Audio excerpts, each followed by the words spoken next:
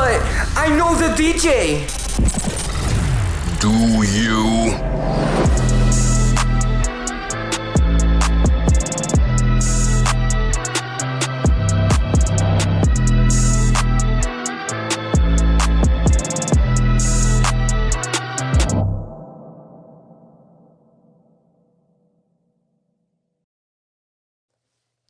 Welcome to episode 24 of But I Know the DJ, a podcast discussing all things DJing, music, nightlife, business, and pop culture through the unfiltered opinions of host SNAX, a.k.a. Snaxy Robinson, powered by Dope Entertainment and our sponsor, Anchor. As always, I'd like to shout out our Black-owned business of the week, Tier NYC. It's art's first creative label based in Brooklyn. The CFDA/Vogue-funded brand is founded by 3 dudes in New York, none of whom were technically trained in fashion but come from art and graphic design. The result, streetwear-inspired clothes that tell stories about the Black community and its power on culture. The clothing is insanely unique and really fucking dope. Everybody check them out on @tier_NYC on Instagram. We now welcome our guest for today's episode, We now welcome our guest for today's episode, partner of Dope Entertainment Group and friend of the podcast, Gabriel Rodriguez, in the building. Gabriel, Gabe, what's up, brother? What's up, brother? That was the best intro I've ever gone. I swear. It like felt right. Like as I was reading your name, I was just like, I gotta say it like this. Say it, baby. I love it. And we, like I said before, happy belated birthday. You just had your birthday a couple days ago. It. 26, the 26 Club. I know. And 2 COVID birthdays. 2 COVID birthdays? Yep. Beauty of having your birthday at the end of March. What's just that experience like having? Oh, terrible. Yeah. It was completely awful, man. Last year, I had this whole, big birthday plan for myself. I planned it myself. I got my own, tickets to New York. Yeah. Got the hotel. Had tables booked for myself. Like you were going to go alone? I was going to go with me and my little brother. Oh, that's fire. Yeah. That's dope. So I was like, you know what? Let's go, Winston. Damn. Making some good money this year. Let's go. Yeah. And then the week, yeah, they shut it down. I was just like, wow. Your brother's at least 21, is he? 22. Wow. So you guys were about to pop Yeah. out. What spots were you going to try and check out? I love New York. Oak. Yeah. Is that One Oak? One Yeah. Oak, So that's the one place that I reserved. Yeah, Everything yeah. else, I was just going to meet other people Go there. with the flow. Yeah. So Yeah, New York's so cool. Like obviously, because New York, but it's because it's so big. You can find just a little corner of some street, and it's gonna be something cool. Like you can go anywhere and just walk around aimlessly. see, that's the And thing. you're gonna find yourself somewhere dope. I'd never been there. I've been there once. Oh, really? With my parents, Like my as a brothers. kid? Yeah. Well, Yeah. I was 21, but I didn't do anything. This time I was like, you know what? Yeah. Turning 25, I'm gonna go out. I'm gonna bring my brother. We're gonna explore. Oh, I'm gonna really get to know the city. Yeah. But it's all good. Yeah. It's all good. I have family in Queens, so I spent a lot of time in New York, and it was once I have my godbrother's there, and he's only 3 months older than I am. So when we both turned 21, it was come to New York and let's just go. Yeah. And we spilling around the city. Yeah, see, that's what I wanted to do. Yeah, man. It's, you know? Yeah, man. I love New York. It's such good vibes over there. And again, because it's so big and populous, you can find very, very specific vibes, whether you want to go to a very hood Latino spot in Uptown, or you want to go to bottle popping One Oak or underground house. I know my boy went recently, and he said he went into some spot that the front was a barbershop. Really? And then you creep through the back, and it was this weird underground venue that was dark and but it's just shit like that makes things so unique and memorable. Yeah. You know what I mean? But it's okay. This year we're going to Miami, so. Yeah, on your way to Miami again. You were there recently too. Yeah, I was there the beginning of February. It was really good. So I was like, you know what? Let's do it Let's again, go, baby. boys. Let's go back. This time we'll celebrate my birthday right, and What spots were you able to check out while you're in Miami there? we went to the wharf. That was really nice. It's on the water. Was that pool party spot? No, that's SLS, I believe. Yeah, SLS. Yeah, that was for Super Bowl Sunday. Word. That was crazy. Yeah. It's just different down there. I mean, right now it's spring break, and I've been seeing just shit all over social media, Yeah. people literally getting shot, jumping on getting cars. shot? Yeah, there's a couple shootings I think happened in the last weekend because there's just so many fucking people there. I saw this video of these waiters tackling some guy because he ran out on his bill. Did you know how much it was? Nah. It was like $40,000. What? $40,000. So my So he ordered liquor, like bottles and bottles and bottles, and then he gave a fake credit card, and he dipped. He ran. But I'm confused because he had to have been with a group of people. You know what I mean? Like, where was the group of people? I don't know, but there was one person that got caught for the whole thing. Yeah, Jesus Christ. Like, And apparently that one place is like going out of business wow. because of that. Because they're not going to get where are they going to get $40,000? Right. If he doesn't have it, he Yeah. doesn't have it. Yeah. I wonder. I mean, he's probably in some cell right now, or Yeah. something, or like, and like with some, nothing, not a crazy bail or anything, but that's just, yeah, it's one of those things where like they really do get fucked out of that shit. Imagine $40K bill. He probably looked at They it. should was know like, though. yeah. They like when shit like that happens, especially during spring break. Like you gotta get a card on file Yeah. first. Like you worked in the Yeah. We And- always get a card. It's, hey, can I get your credit card or ID? yeah. Like, But sometimes they can get away with it though. Yeah. Sometimes they give you a fake card that they found, or a fake ID. I heard that's why. You know how like there was like that year where like all credit cards had to use the chip now. Like you have to get a new credit Yeah. card. I heard that's why, because Is it really? especially in the like service industry, restaurant industry, that like so many people were like doing fake, with the Mac Stripe, and that I guess like something specific about the chip makes it very, very difficult to like fake or whatever. Now it's impossible to fake a credit because you have I think it's like you touch and it like goes through. Yeah. It's wild. But I was watching that video and I was like, because they were like hunting him down, like it was crazy, and that's the thing about fucking like spring break Miami. Like everyone was just taking videos and like laughing and like dancing and like while there was And like no very one serious, cares. like a very serious like altercation was happening. It was fucking hilarious. Well, they shut down that whole Miami Beach strip at 8:00 now. 8:00 at night. Because it's insane. Like I've just been seeing like festival type like gatherings, like people just wilding on the street. Yeah, because where else are you gonna go though? Like, can you blame them? Where are you gonna go right now? Yeah, when there's no, that's true. Because I think, because I know some people that were down there. And the clubs are open, right? Yeah, like the clubs are open. Like everything's open. I know Fort Lauderdale is completely like not touched. Like the clubs are closing at 5:00 at night. Oh wow. So you can't blame them. Miami, yeah. You know what I mean? It's when you leave it that open, like the government, like what do you expect? Like, I know so many people that went down to Miami. It's probably going to be cleared out by the coming weekend because I think spring break is probably over by now. The downtown isn't affected though. Like the clubs downtown, it's just that I think South it's Beach Collins Ave. Yeah, that's right. Like that's right outside of the actual like that's the shore one and that's everything. affected. Yeah. Yeah. That like I heard something about the Clevelander. That's right there. That's on that strip too. Yeah. That's some shit happened. It's wild times, man. I mean, I'm watching all this shit from a distance. Every girl's in Tulum in Mexico. Like, you know what I mean? Like, I'm just watching this shit and I'm like, Somebody's somewhere right now. Yeah. No one's home. I was thinking about it, especially this past week. I'm like, but I was thinking like I want to go to like Iceland or something. Or Something like different. something mad different. Where like, because it's not so much that I want to like party. It's more so like I just want to not be in my room. Yeah. You know what I mean? Like it's been all year. Like Every day, 5 hours a day, dude, or 8 hours a day. at least. Yeah. Like on Tuesdays, I come out and then I come straight here and I'm on my ass for another hour or two. You know what I mean? Like a part of me wants to go to like fucking Iceland and like I don't hike, but like hike and swim. Things I don't Do really something do. else. Just do something that I'm like Get not me used outta to. here. Yeah, get me the fuck out of here.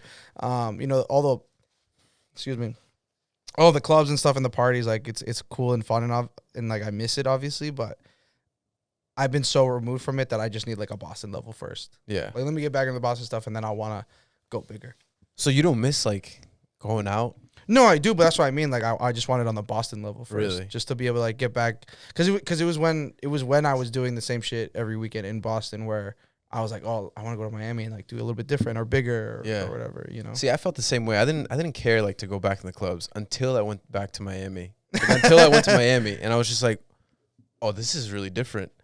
Like the vibe is all different. We were talking about this before. Like the music's different. It's different than here.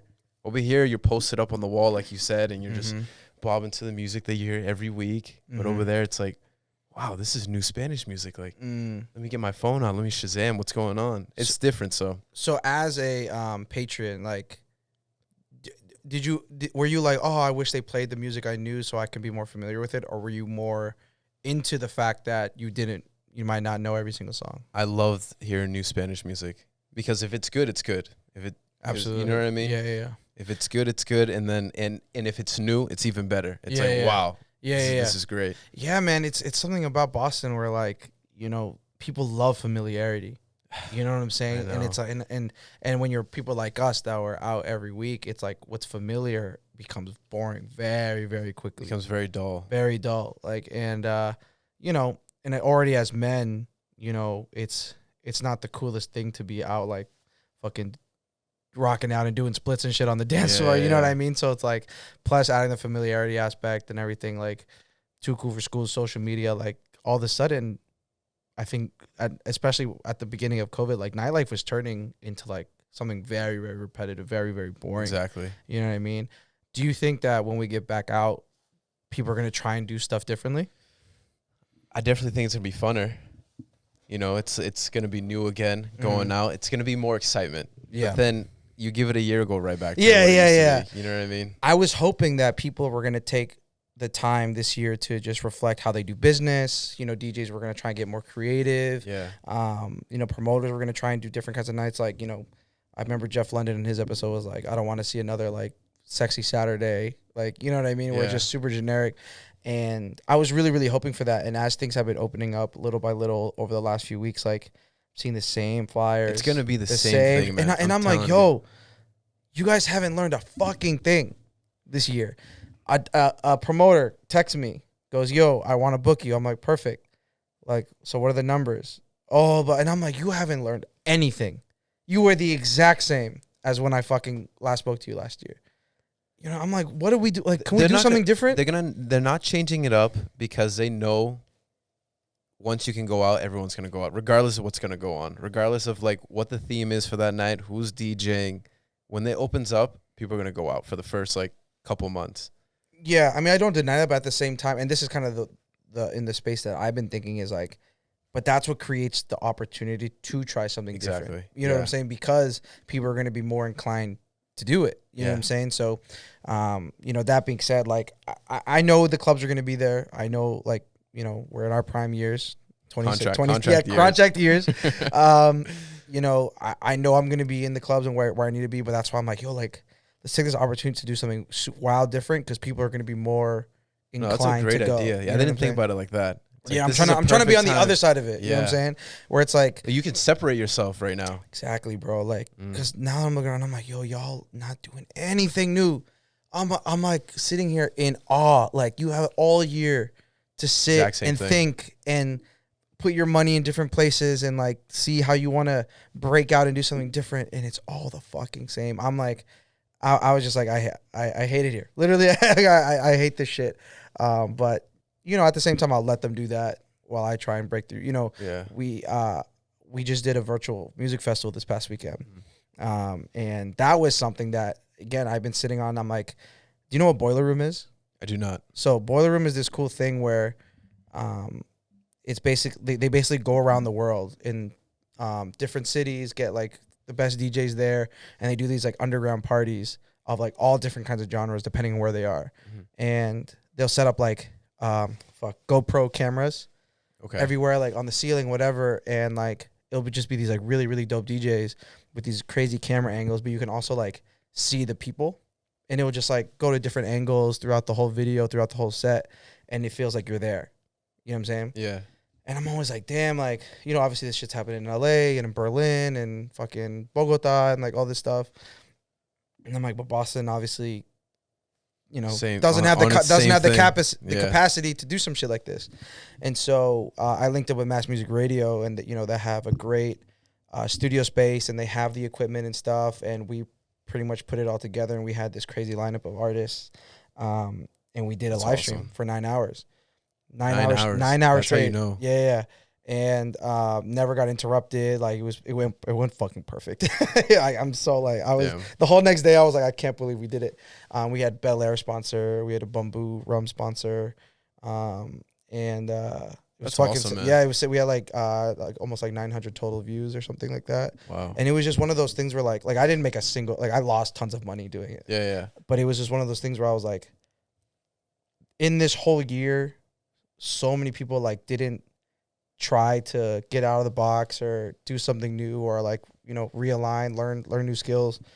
And I'm like, I learned, you know, the whole streaming thing I was doing for a while, and I was like, I know how to do this. I know what it'll take, and like linked up with Mass Music, and like we just did it. You know what I mean? And it went really well. That's great because it's like, you know, even if you lost that money, it kind of paid for itself. It invested into something that you didn't know how to do before, and now you did. Yeah, I'm like now I'm like so happy that it happened. Yeah. Like literally like, yeah, I got no money from it or anything. Like, but like the fact that we knew that it was possible, and I wanted to show people in Boston that shit like it is possible. Yeah, you know what I'm saying? It's just and to kind of show like people that maybe aren't in the industry or just like patrons and stuff to be like, oh shit, like, yeah, these dudes that I, you know, these promoters and stuff that I've been following for the last like 5 years are doing the exact same thing. But then there's this shit over here that's like, fuck, I've never seen this before. And I think that's more impactful. Yeah. You know what I mean? And you never know. Someone could see it one day and be like, you know what? I'm going to take a chance on this and we're going to start moving in this direction. Yeah. And it can really pop off, especially now. Everything's viral. Yeah, so everything's viral. Yeah, it's such a good point. And also everything to an extent is like virtual in a way. Like we've learned, if anything, the last, you know, we learned that work, we don't need to have all these physical meetings. Nothing. You don't need to just did a whole year, like, you know what I mean? They can stick you in one spot and you're everywhere. Yeah. Like, I remember before, you know, when I was in the office before COVID, like, had a stupid meeting for everything. Like, everything was so micromanaged. And I was like, we have proven that you can just leave me alone, check in on me sometimes. We'll have, like, department meetings once a week. Yeah. And everything will be fine. You know what I mean? So, like, there's things that we've learned where it can happen virtually. Like, you can make it work. I learned that I can get away with a bunch of stuff at work. Like, damn, I didn't need to be here 8 hours That's a day. what I'm saying. Yeah. And, like, yeah, you'll still hit your numbers or whatever. You work in sales, right? Yep. What kind of company? Push software. Oh, so I push all my meetings into the morning, get them out of the way, and then once, like, 2 or 3 hits, I'm booked up. Hey, don't call me. Don't bother me. I'm at the gym. So, do you go to the BSC? Mm-hmm. Run right where you live. Yeah. Okay, that's what I thought. Yeah. How is that one big? That one's okay. Yeah. It's not too bad, but it's all right. Yeah. They you know Jimit? Yeah. Yeah, that spot's nice too, but I see like every time I drive by there's like a huge line. So I don't know what they're doing. I mean, it might be different now, but yeah, I don't know. I've been there nice once. In there, though. It is nice. Yeah. It is nice. Really, but I like nice. BSC cuz it's like 2 miles away from where I live. So when it starts getting nice, I just run there. Yeah. Work out, run back. Boom. Yeah, that's dope. That's dope. Great workout in. Yeah, you know? it's real close. It's like just like 2-3 blocks from me. Yeah. I went for a run today, and that's where I end it. So I go from like the back, behind it. There's so many hills here, man. Yeah, so I live like halfway up one giant ass hill. Really? Yeah. Which so like, that's why like I start my runs a certain way, so I don't have to like run up the hill. Yeah. But I mean, Austin Brighton's dope. We're just not really being able to enjoy it like this whole year. Like, there's so many good eats here, like bars, like like the BU Honeys and shit that be around. Like, couldn't really do much. You know what I'm saying? Can't do anything here. Yeah. See, I thought it would be done by now. I thought I signed my lease for a whole year, and I was like, you know what? 6 months, we'll be trapped. Next 6 months, we'll go back to normal. But it's looking like this summer is. It's gonna be. I feel like it's gonna be okay. Yeah, I got my first vaccination actually. Did you really? Last week. Any mutations? Any? I feel good, bro. Extra arm coming out of you? I worked out that day. Like, did you really? Yeah, like I was. Really? I felt like you know when you get like a flu shot, like there's just some sort like it just felt like that. But I heard that the second one is where all the you symptoms or whatever the fuck stuff like that. But like I don't know, like my immune system was pretty sick. Maybe bro. it affects people different ways because I know this girl who took it the first time and like the next day she said she was like, oh, I feel terrible, and the next day after that she was fine. So it was just bro, I was Gucci. I think I took it Wednesday, worked out that day, played soccer the next day. Like I was Gucci. Why'd you take it? Just because you wanted to take it, or when they announced it dropped, I was ready to take it. Really? Because like, bro, I'm tired of this shit, man. Like, and now, did you ever get COVID? Nah. So you never got COVID, but you took the COVID vaccine. Yeah, because like I've been tested a million times. Yeah. And that shit alone's annoying. The anxiety. Yeah.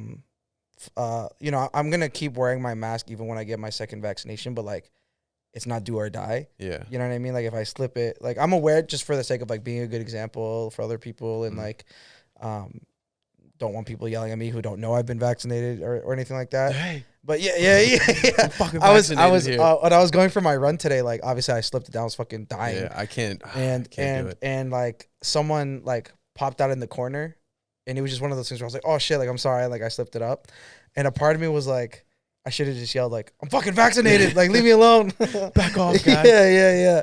Dude, I hate that. I hate when people come like, cause I do the same thing. I run, but then I don't really slip it. I like really put it under my chin. Yeah. And then people are just grilling me the whole time. You, Just like, oh fuck. It's Yeah, like, don't worry, I'll be out of here in literally a second. Yeah. It's shit like that where I'm like, cause before, you know, I mean, granted I'm not fully vaccinated, but like before it's like, you know, I did it because I want to breathe and like I just need some air real quick, but like there is also that like fear in the back of my head. They're like, if I just pass the wrong person, Of course, I could just get it right now. You know what I mean? So like that shit, and then also like I just want to be able to play. Yeah. You know, be able to play freely. There's been, you know, I have rejected gigs because I wasn't really fucking with like the setup, just in terms of like how safe it was. Yeah. And there are some gigs that I took that, you know, I thought were good, and then I was like freaking out the whole time. Really? The whole time I was like That sucks how it gets in your head. yeah, So like Yeah. when I'm fully vaccinated, I'm gonna be like, yo, we outside, baby. Yeah. Like we're Fuck good. it, I'm here. I'm out here. You know what I mean? Yeah. I got the shot. You know what I'm saying? So how does it work? Like you get it and then like you can't get it anymore? Or like there's just a slim chance that you get it? So I have the Moderna one. Okay. Which is You seen those memes? It's like, yo, did you get the Moderna or yeah, Pfizer? when you're in her ear at the club. And the Moderna one is, I think, 95% effective. The only thing I don't get, and this I could easily answer this with a Google search, but is it? I was thinking about this the other day. Okay? Let's say you had COVID right now, right? Okay. And if I was fully vaccinated, 95% Moderna, whatever. Yeah. Is it that when I'm around you and talking to you and I'm within 6 feet of you and you're breathing on me, that there's a 95% chance that I won't get it? Or is it with the shot, and if I just live life, there's a 95% chance I won't get it? Do you know what I'm saying? Yeah, I know exactly what you mean. So Let's not Google it. Let's just that's the distinction I'm not too sure about, because then I think about it like this even further. I've dodged COVID for a year. Yeah. Without being Yeah, vaccinated. because you've been out doing gigs. And I've done gigs, you know, last summer, and you know, starting now, like Thursday playing soccer, you know, with people. Yeah. Running past people, you know what I mean? Dodged it for a year. So I think obviously a lot of it's luck or whatever, and you know, I do wear a mask everywhere I go, and I also do believe that I rarely get sick. Yeah. You know what I mean? Me too. Yeah. So I'm curious, like, this is such a weird way to like word this, but like, I wonder what my like likelihood, or like my percentage of likelihood to get it was pre-vaccine. Yeah. You know what I'm saying? If like a fucking year dodged it, and now that I am gonna have the 95% vaccine, like I feel like my chances are pretty much at zero. So You know what I mean? I moved around really carefully. Uh-huh. And then once I went to Miami, it just ruined me. Because I think the worst thing was that I didn't get it when I went to Miami. So I came back and I was And just you're like, yeah, you know yeah. what the hell is going on I know here? what you're saying. I know what you're saying, because there were, like I said, there were a few gigs where right after I ran to the fucking COVID testing, because I was freaking. I was just like, there's no way I didn't fucking get it. Yeah. And people, like, I remember because I would post that I was like negative, Yeah. and people would always be like, how are you not? How are you still negative? And I'm like, bro, I don't fucking know. Like, and not to say that I ever like didn't believe that COVID was real, because like obviously tons of people are getting, you know what I mean? And I know people who have it or have gotten it. But I was just like, this doesn't make any sense. And obviously no one knows the answers, right? Yeah. But I'm like, this makes no fucking sense. Like, how? Like, There's so many like theories and stories of like, it doesn't work. I mean, you won't get it if you do this, or you won't get it if you do that, or you'll get it if you do this. But there's some people that are so careful, and they get it. Yeah. And Like, there's people who are reckless. I'm not saying that I'm reckless, but I did go on vacation and interact with people and everything. I came back. Yeah. And Gucci. nothing. Yeah. Like it's, I don't know, There man. had to be someone with COVID there. Like, come on, man. Like, something's going on. Like, here. it doesn't make any sense, man. Like, and I've had those moments where I'm like, okay, because I don't know what the statistics were. Like, you know, so they were keeping us at like 25 people max to be even outside Yeah. for gatherings, right? And then I would go to like New Hampshire or something where like I'm inside with more than 25 people. I'm masked up and I'm not touching it. You know, I keep it when I'm in situations. I double mask, do not fucking touch, even to like fucking. I wasn't drinking or anything just to avoid it. You're just sweating. Sweating it the fuck out. And I'm just like, it makes no sense. Like I was just like, I don't get it. Like, I don't know, man. I'm about to get vaccinated, so but it's questions like this where why I wanted to get it, so I didn't have to worry anymore. You know what I mean? I know what you mean, but you're hesitant in getting it? I mean, like if we have to get it to travel, fucking shoot me up. Like, all right. But like if they put no mandatories of you can travel freely even if you don't have it, I don't think I'm gonna take it. Unless they make it mandatory. I think that we will live in a world that you have to take it. Where you don't have to take it, but it's gonna be like you know when you have like a organ donor on your license, it's gonna be like vaccinated or not vaccinated. I think they're gonna have vaccinated and then you can travel. Not vaccinated, you have to go like. No, I think it's gonna be you can come in, you're not allowed in this venue unless you are vaccinated. And the only way you can prove is if it's on your license. I think so. Oh, well, then I guess I'm getting vaccinated. Well, that's what I'm saying. Well, actually, now realizing that we're opening way sooner and way more freely than I thought we were at this time, I think that this is a theory I had months ago. So I guess maybe not, because people are starting to just not, like, literally governments are starting just to not give a fuck. Yeah. And we'll see. Like, this is where this weekend is the first weekend where they're allowing the new rules where things are open. Like, I'm playing this weekend in Boston for the first time in a few months. And we'll see. Like, if there's no correlation between the the rising of cases, exactly, then when we outside this summer, like, you know what I mean? Like when Florida completely opened up, you saw a huge spike. Oh, really? But they just don't give a fuck. They didn't give a fuck. They were like, fuck it. Spike, no spike, we out here. It's so wild. I'm kind of afraid. I mean, once I get the second vaccination, I'm not I'm out. Yeah, I mean, like, I'm fucking. You're vaccinated. moving freely. You're moving different. Absolutely. Yeah. But I'm moving different regardless. Dude, I'm telling you, the Miami trip messed me up, man. But I get it. And I see people who, like, I know a girl's in Colombia right now. I know a girl's in Tulum right now, and they're just wilding. And I kind of watch their shit, and I'm like, man, fuck this shit. Yeah, like you know what I mean? What the hell's going on? Yeah, it's tough, man. But, but at the same time, I got vaccinated for a reason, because I do believe that it is real. By the grace of God, I've completely fucking avoided it. It's better to be safe than sorry. So yeah. I just like, I don't know. Like, I don't know if your Latino family's like this, but like we didn't grow up with medicine. Yeah. You know what I'm saying? We didn't either. Like, we had I don't know if you call it the same, Viva Peru. Yeah, dude. Yeah, just come here. Yeah. Gabriel, come here. And some like ginger ale. Slap it on me. Yeah. That's it. And it was funny because I was just telling my friends about this. Like, I remember, so I had my friend at my crib this weekend, and they were like, "Yo, you have any like aspirin?" I'm like, "What? Aspirin? I got water." Yeah.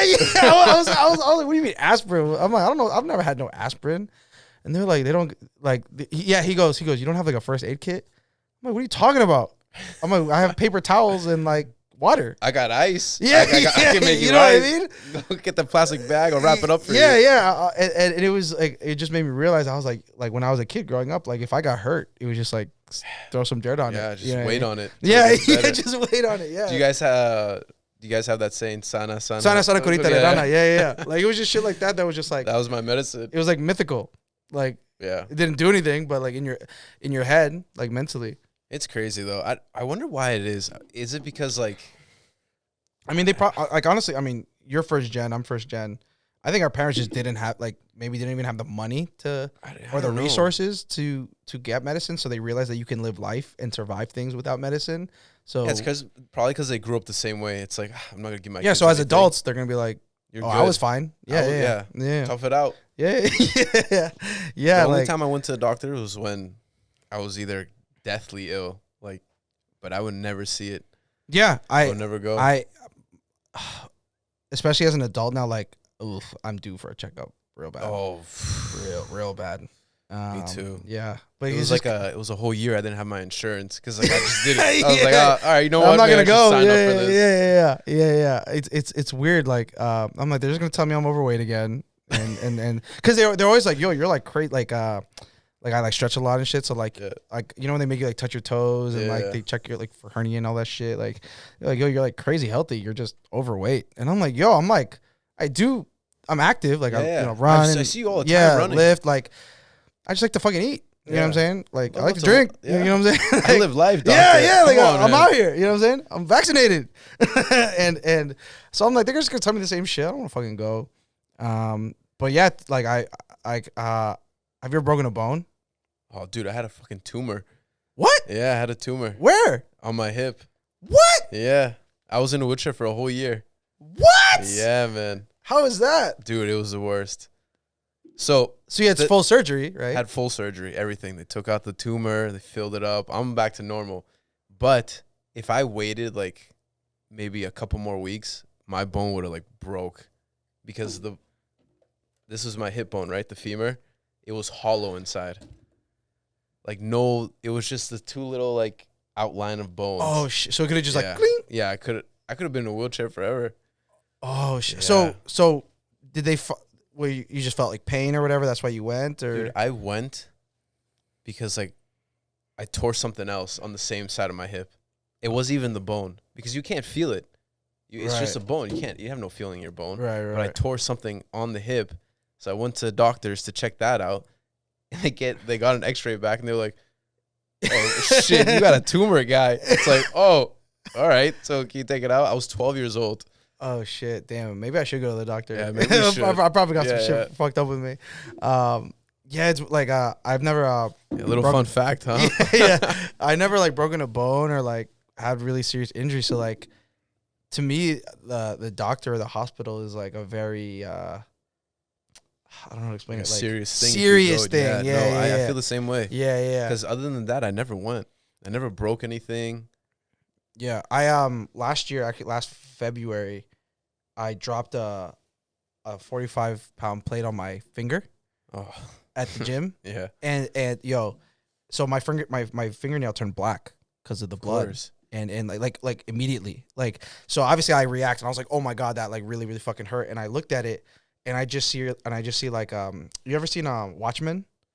Yeah. You know, it's like the ink face. Yeah. So like it just, and I'm like, and then just rush of pain. Like I've never like I was like giving birth out of my middle finger. Like, you never had that happen to you? Nah, bro, that shit hurts. No one's ever like closed the door on your finger. It was way worse though. Like I've had that happen, but it was that times 10. Like really, because bro, it was a like directly on the nail, huh? So what happened was I think I was doing like a shoulder press. It kind of hurt. I was doing like a shoulder press or something. I don't know what the fuck I was doing. I was doing something, but I put the weight down and I didn't realize that my water bottle was right there. So I basically like landed it right on my water bottle with the weight on top of it. And I was throwing it down. Double. So it was just so much force in that little area. Yeah. And I remember like my hand, shaking. And I remember I went to like the front desk of my gym and I'm like, yo, like, because like blood wasn't spewing or anything, but he was just like, hey, I didn't know what to ask for. I was just like, okay, you do something. Yo, I remember I went out, I was like, can I get a paper towel? And they were like, yeah, sure. And then I got the paper and I was like, I'm not bleeding. Like, this isn't doing anything. And I was just like, in such shock. And I was just like, I think I should just like go home.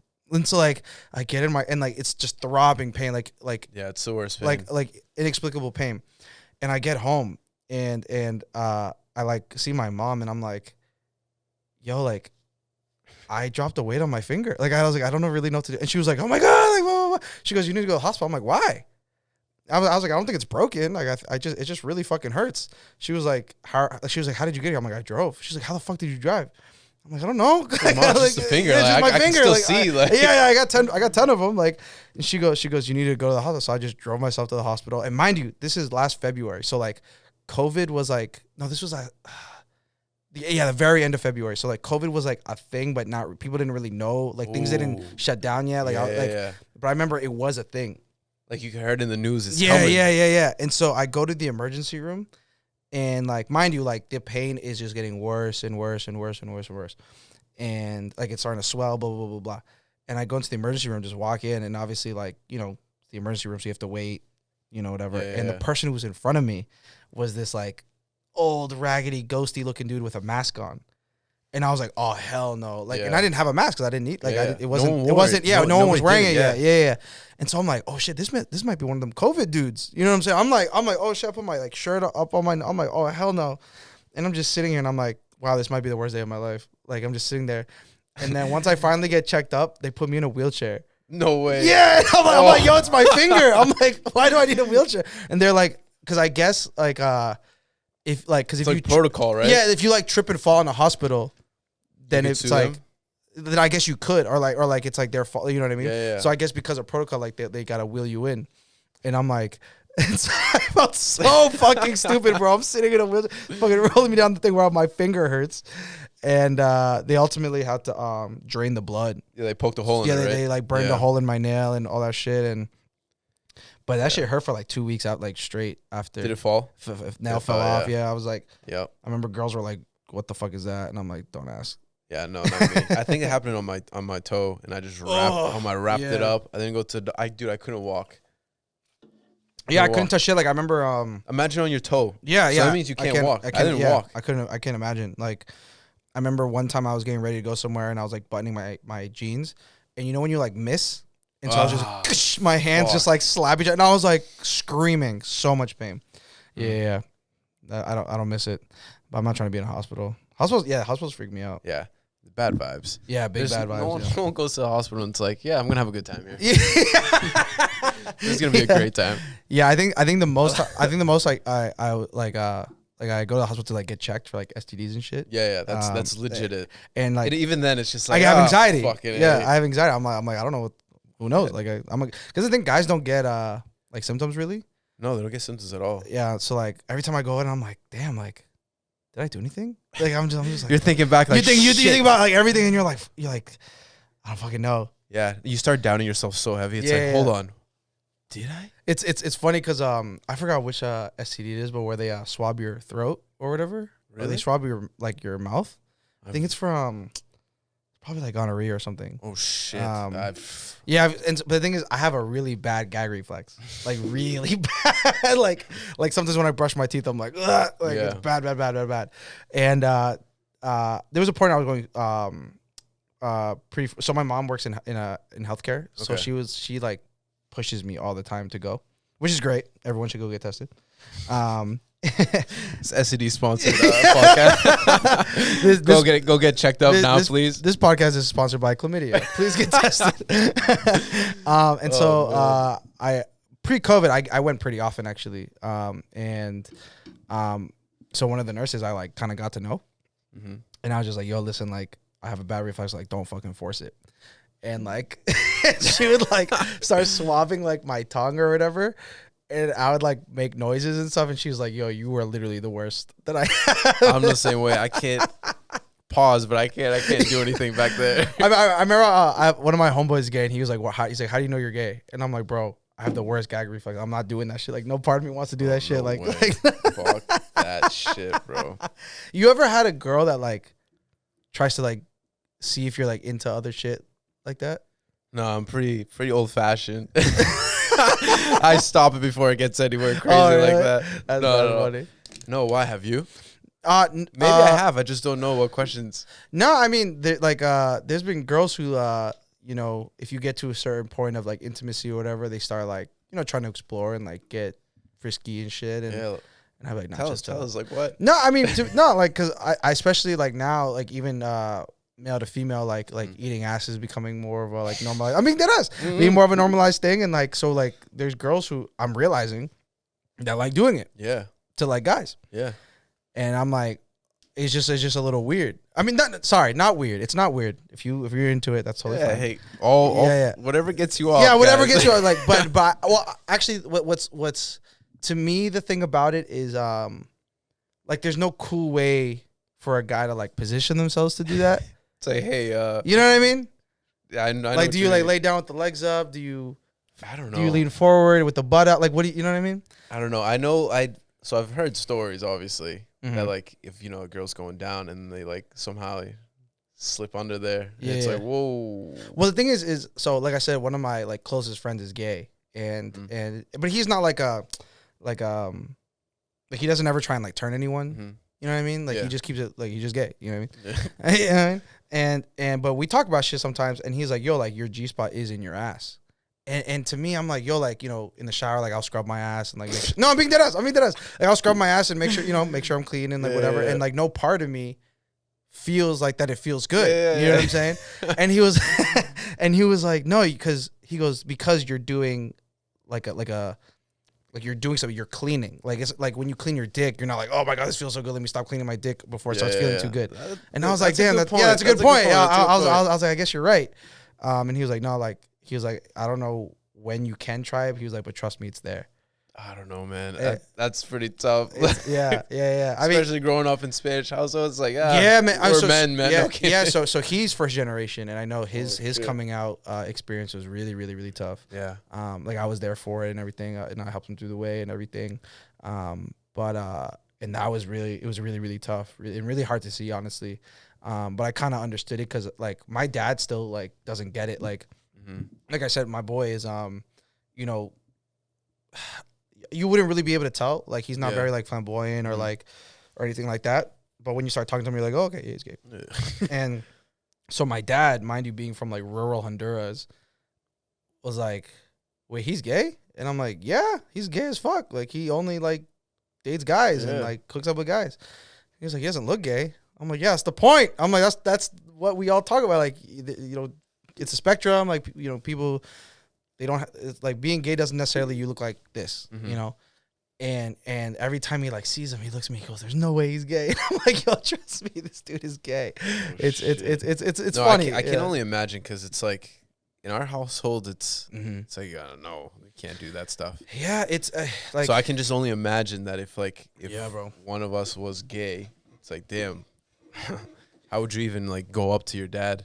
Yeah, it's rough, man. Like it's. The cultural differences is really fucked up, and there's a lot of stuff, especially in Latin America. Like even colorism is really bad.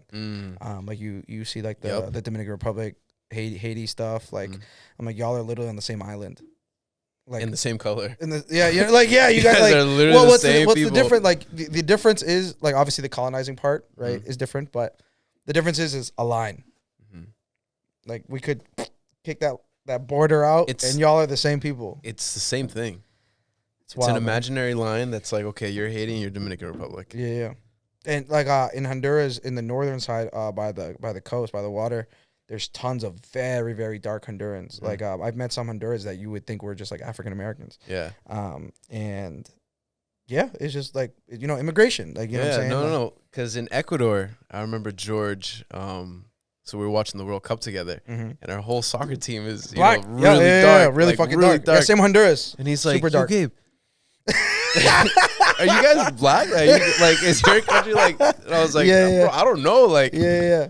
It's all mixed up. Yeah, I mean, because Brazil's the same way. You can have some dark Brazilians with like very like African features, and you have like super light, like very light, like blue eyes, blonde hair. Yeah. Like my cousins are white, green eyes, like very light hair, and then there's me, like tan, very dark eyes, dark hair. Yeah. So it's weird. Yeah, man. We're all different type of colors out there. Yeah, and even the Central American experience to the South American experience is very, very different. Like I don't know if you've noticed this with like dating girls, but like there's some girls where I'm like, oh, like you're South American, like you're very like I how do I explain this? Like very damn, what's the word? Like not high maintenance, but it's high maintenance. don't sugarcoat it for that because it is. That's just they been like my carry experience themselves with like more of. They're like more prideful. Yeah, like, it's because I see it. I'm from South America. Yeah. And I can see it. And don't get me wrong. Like South American women are beautiful. Like they all are. Yeah, and but I'm like, oh, like. Yeah. And then they look at me and they're like, oh, you're from Guatemala. And I'm like, ugh, yeah. They're like, I'm dirty. Yeah. Like we're all just poor as fuck. I feel you, man. My reaction is Ecuador. Where's Ecuador? I'm just like, in South America. From other Latinas? Yeah. What? They're like, and I hit them with the line, Colombia. Yeah, right there. Oh no, that's fucked Because up. everybody knows Colombia. Yeah. But no one knows Ecuador. It's right near it, guys. Damn, that's fucking crazy. That's Oh, hilarious. man, it pisses me off. Yeah, dude. Like, especially being in Boston, like I'm born and raised, and I have naturally curly hair. Like when my hair gets longer, it gets really, really curly. And growing up, people be like, "Oh, like you're Dominican," and I'm like, "Nah, just I know I'm Latino in Boston, but like I'm not Dominican." They're like, "No, your hair, whatever." And I'm You like, gotta be Dominican. I'm like, man. no, I'm not. I promise you, I'm not fucking Dominican. And the thing is Central Americans are usually very like short. Like, see, that's another thing. We don't look like where we're from. Yeah.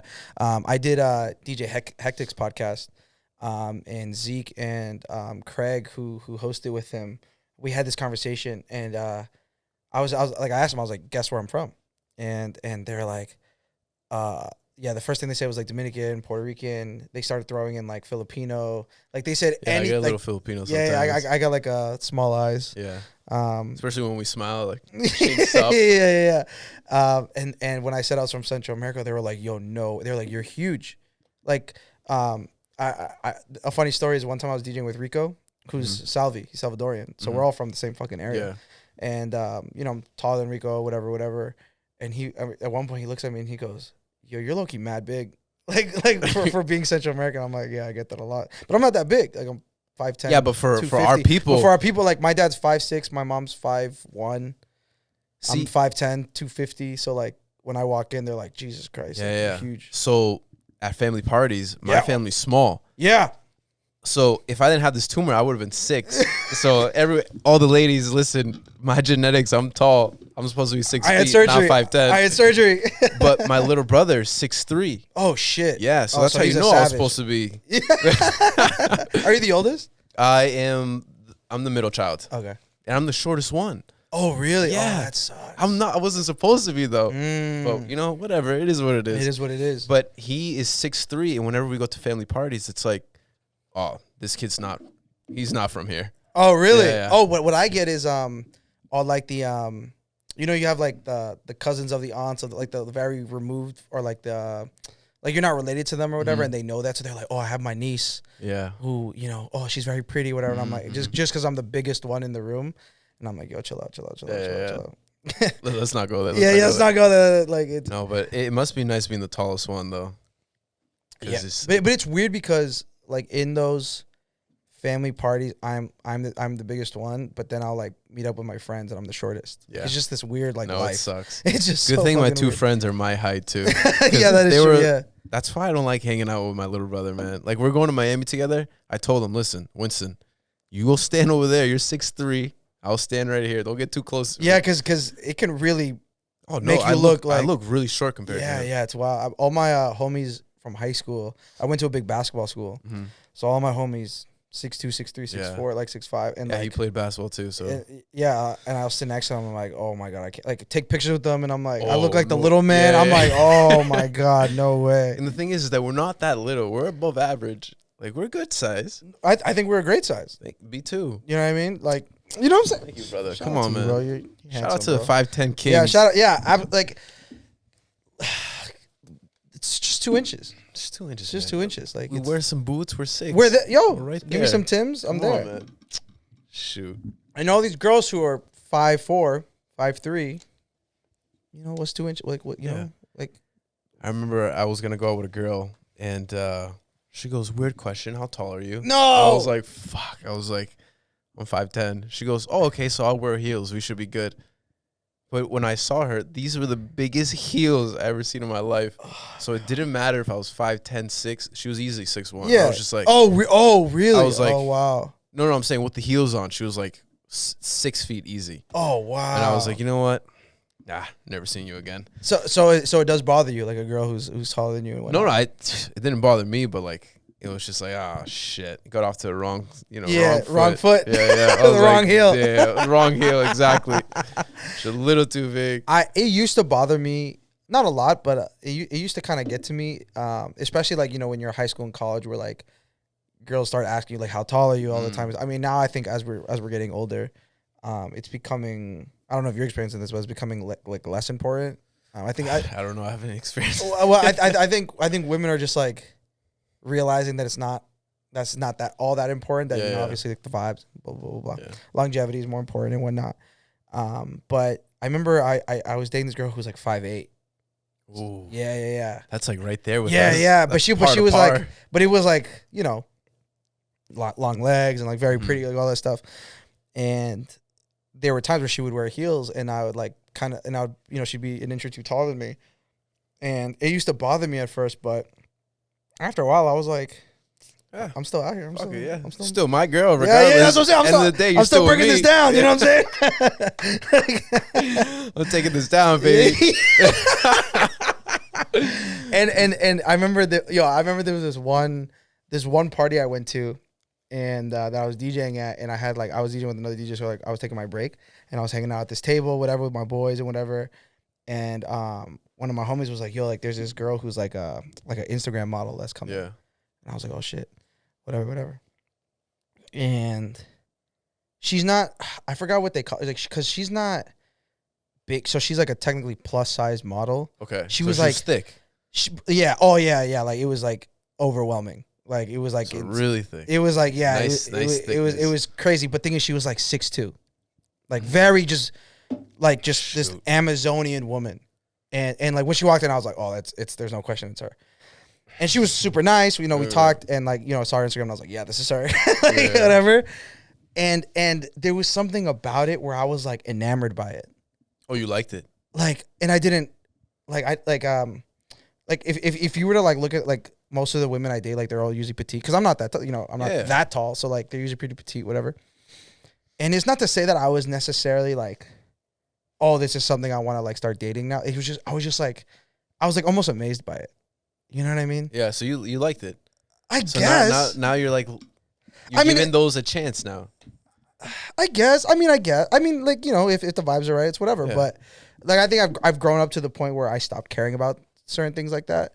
But it was just one of those things. But like, you ever look at someone, like man or woman, and you're just like, how the fuck are you built like that? Like, what kind of genetics do you have? Yeah. Like, it was one of those things where I was just like looking at her, and I was like, Yeah, it's a whole lot of women. it's a whole lot of women, man. Like, I was just like, have you always been like, you know what I mean? Like, do you work out a certain We way? should have brought her on the podcast. like- Start asking the question. Like, I was just like amazed. Like, I was legitimately amazed. And No, it was crazy. I like a girl who's like 5'8". 5'8's good because 5'8's you're not short for a girl. Yeah. So Like you like you're- the taller? Like, Yeah, like if it's like a little bit shorter than me, it's perfect. Yeah. Do you usually date Latinas, or do you go wherever? Like, what's your vibe? It is what it is. It is. You I can like get all it the flavors. You can get it any given day. No. Oh my god. Yeah, I mean, we were talking about this a little bit before we started recording. But it's different though. It's do you different if mean? you're seeing an American girl who's like raised American, like in American ways, and then a Latina who's like raised exactly like you. Oh yeah. Yeah. Absolutely. I mean, when Like we you behave differently.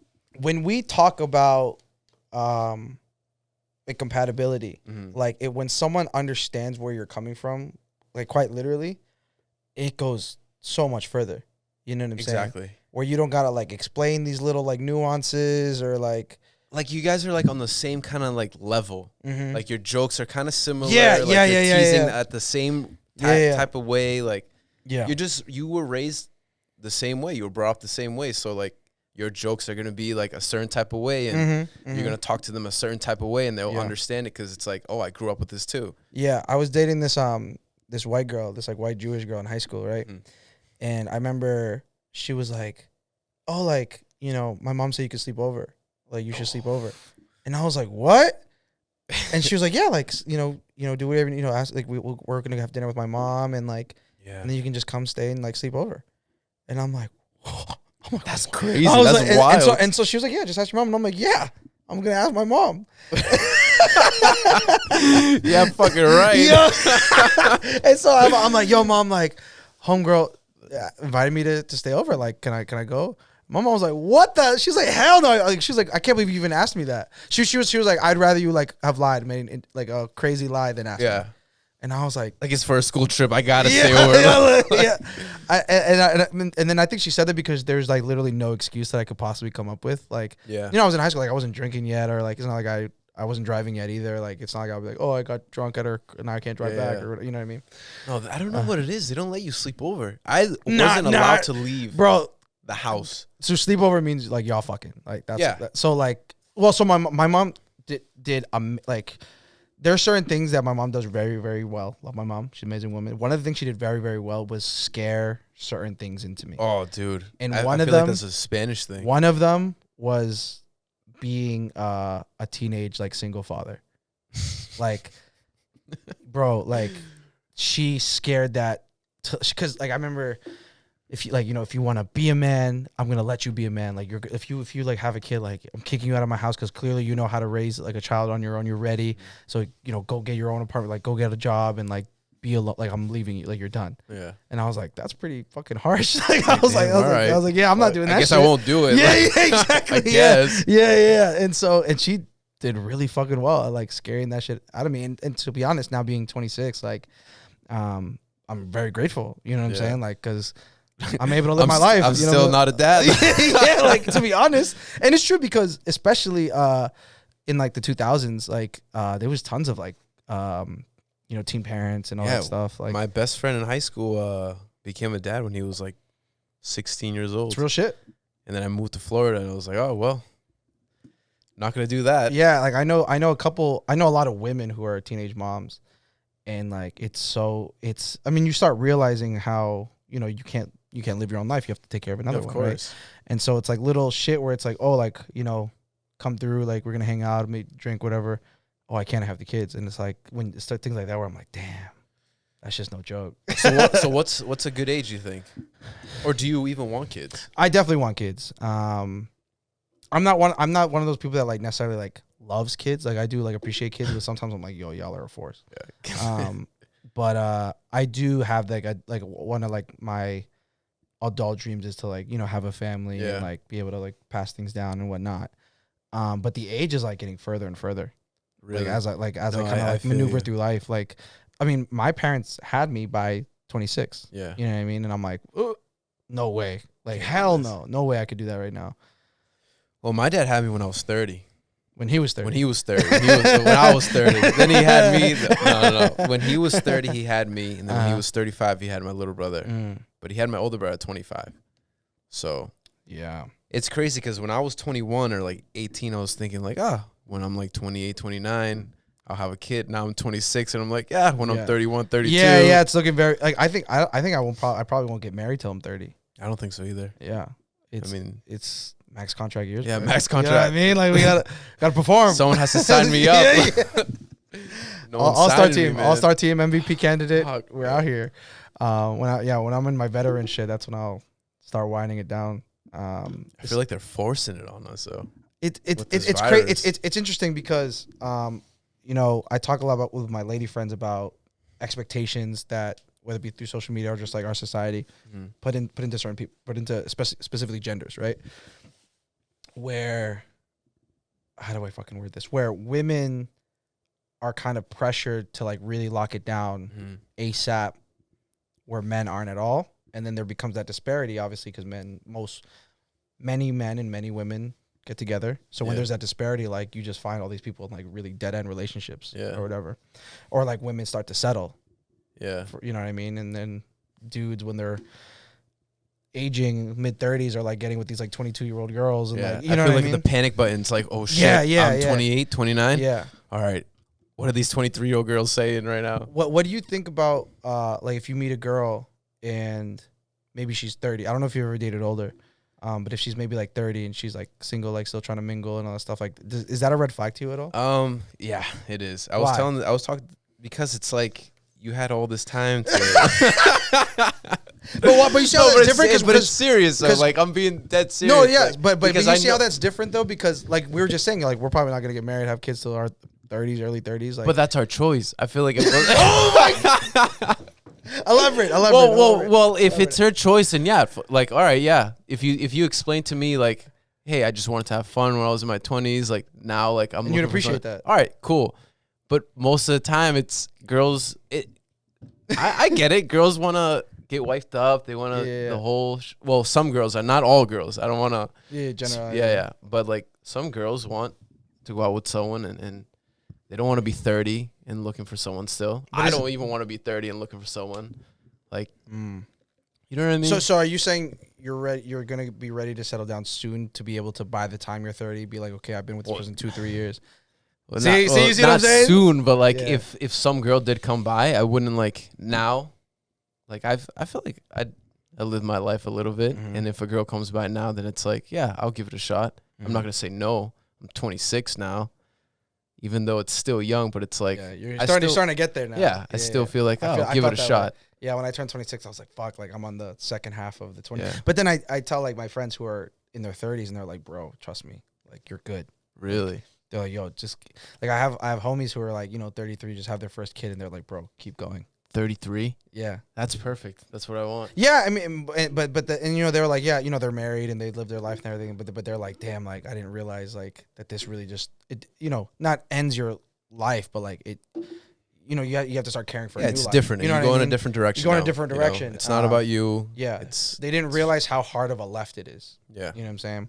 And so seeing that and like being, now we're at the age where like our friends and family are like people around our age are starting to get married and have kids and stuff. So we start realizing and being able to see it firsthand. Does your mom ask you like, hey, when are you gonna give me a grandson? She does that to my sister. So I have a twin sister. Well, you're a twin. Yeah. I had no idea. Yeah, she don't really pull up like that. Really? Thing is, but she's like the pretty one. Like she growing up, like she was always like, very pretty and all that stuff. But we have different personalities. Like she's more like homebody. Okay. I mean, don't get me wrong. She likes to like go have fun and stuff, but it's very like it's not like me where I'm like always on a million. Yeah. But I'm twin. Yeah, she lives in Austin, Brighton too. That's wild. I never knew that. Yeah, bro. Yeah. We it's my dad's birthday this weekend, so I'll probably see her this weekend. But like, we text sometimes and stuff. We just have very different lifestyles. Yeah. You know what I mean? But yeah, she like mentions it to my sister sometimes, but never to me. Really? It's just like these weird societal gender things.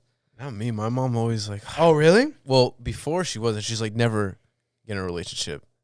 She says, "Piti pasa." Like you get with one girl, keep going. Don't stay. That's wild that she says that. That's something I would expect your dad to say.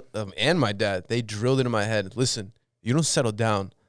You keep going. Wow. So you focus on you.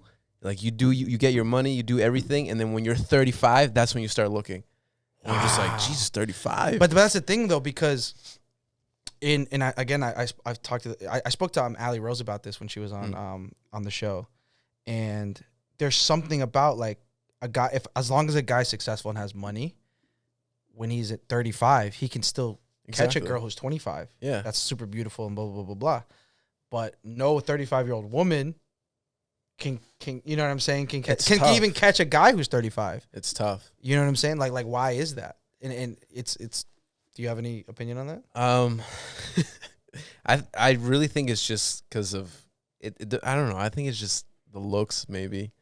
Like if you're 35, you're not as young looking as you used to be, or like I don't know, not as desirable. It's tough, man. Like it's so wild because like with men, they can start like getting like the salt and pepper hair, but it's still attractive because it's like mature, or they still getting like a beard, and oh my god, it's mature. Like so as they age, arguably like they get better looking, and then women, as far as society has pinned them, pin them like as they get older, like if start getting a couple wrinkles or like inevitably like when guys turn like 30, like their metabolism snaps, you know what I mean? They just start gaining weight for like nothing, you know what I mean? So like obviously metabolism has changed, people start getting weight, and it's just way tougher on women, like in terms of like how they can bounce back and what they have to uphold, you know what I mean? And I think especially now, I think with social media, like girls get lip fillers at 20, you know what I'm saying, and doing like little Botox things at 25, like that's wild. I remember the first time my ex-girlfriend, we were like 22 years old. She's like, I'm gonna go get Botox. I'm just like, relax. Don't like girls who are 50 years old do that? Yeah. She's like, no, it's normal. We all do it. It's like, oh, okay. Yeah. Fuck it, go do it. Yeah. It's like, and especially like going out in the nightlife industry, like there's girl, like I can see it from a mile away, like the lip fillers and the plastic like cheekbone, like are the like where the eyebrows are or whatever. The lips are the biggest thing. Yeah. And I'm like, you see, they look like a little bit like a duck. No offense to like the girls that do it, but like some of them, It's like a duck. So us being first gen from Latin America, like we have very like robust features. Like we both have like bigger lips, big nose, and stuff like that. Do you ever like think it's interesting how, you know, women who might not have those genetics try and look like people like us? Do you ever like feel a type of way about that? I don't. I love it. It's like, oh, you want lips like mine? Well, good. You want to keep up like this? Yeah. I love it. No, I really do. Like because I'm sure you get complimented all the time on your lips. It's like, oh, you have really nice lips. It's like, yeah, I do. It's that Latino blood. That foreign shit, baby. Yeah. That's exotic. No, but I do like it though. It's like, oh yeah, go get it. Have it. It's weird because obviously like as a teenager and like especially like so we came up on like 2000s porn. Yeah. You know what I mean? No, I mean for real. Which was a wild time. Yeah. You know what I'm saying? And like women looked wild. Like when you think about it, when you look back. Yeah. You know what I'm saying? And now porn is very like a community based now. Like even just like amateurs can become like hella famous. Yeah. Because they're like actually it's like a person's type. Like there's just more content. Like because back then it was just like, oh, like these crazy plastic models. That was the only kind of porn that was out, and now you can have girl next door type shit or like more realistic type women that are attainable or whatever. And I think that hits harder, at least for me. You know what I'm saying? And so I think you know, I had this weird perception that like, oh, like these fake plastic ass bodies are like what's hot. Yeah. And then as I've grown up, like I really don't like fake tits and shit. Like I'm not really. Oh no. I never did. I never thought it was, you know, attractive. I mean, some do, but like that's not my cup of tea. Yeah, like I know dudes who are like, oh, I fucking love that shit. Really? Like they're like, oh, she has fake tits. I can already tell. Like I love, like she's so fucking hot, and I'm like, ooh. Oh shoot, no, not me. I'm not really a big chest guy. Oh, really? More of a ass guy, or like has to be a really nice face, and then ass, and then you know. Oh, that's interesting. Yeah, I mean, I found myself the same way too growing up. Like, I think that's something that's like irreplaceable. Like it doesn't like really go away if like they have just a genuinely pretty face. You know what I mean? No, that's like, what really because like does it. You know, for me. you can, you know, especially when you're young, you know, have a great big old butt and shit, and that's great. But you know, and you know, I'm a big guy. Like I can have a great. I don't have a great body now, but I could have a great body now. But when I'm 40, I'm gonna look like shit. You know what I mean? It's just the name of the game. So if you have great big old butt, big thighs or whatever, when you're 20, 25, inevitably, you know, have a couple kids, like it's just gonna kind of break itself. Yeah. You know what I mean? But the face is very everlasting. It lasts a very long time until like like my mom's face looks exactly the same. Yeah. Since she was like 30 years old. Yeah. She has a really pretty, beautiful face, and I'm just like, huh. You know, if I can get a girl that still has a really nice face like that, like that's perfect. Yeah, no, I totally agree. But I know a lot of dudes who are so like just the body. No, and I'm like, bro, that body inevitably it's gonna go away. It's gonna go away. It's You're not stuck with that fit. No, I'm kidding. I mean, you can't hold on. Like it's very, very difficult as you get older to maintain a body. You know what I'm saying? No, that's definitely the rank face. And then if nothing's up there, it's okay. It's all good. Come I'll over still here. give you some love. Come here. With your pretty face. Oh man. Damn. Yeah. It's wild. I mean, it's so weird how as we've grown up, like our preferences have changed so much. At least mine.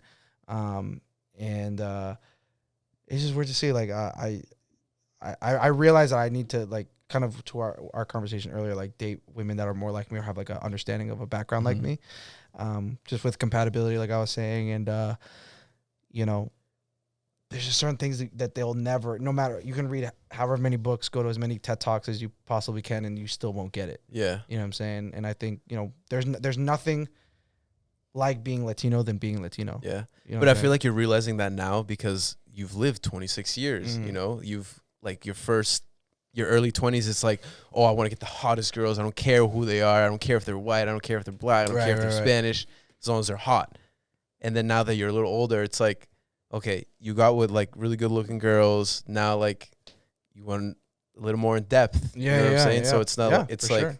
Oh yeah, you're very pretty, but like I don't really get along with you. You know what I'm saying? You like, actually really fucking annoy me. Yeah. Like I don't want to talk to you anymore. But now I'm starting to realize I'm like, oh, you know, she's Spanish. She's Latina. Like, you know, I really vibe with her. It's a different type of vibe.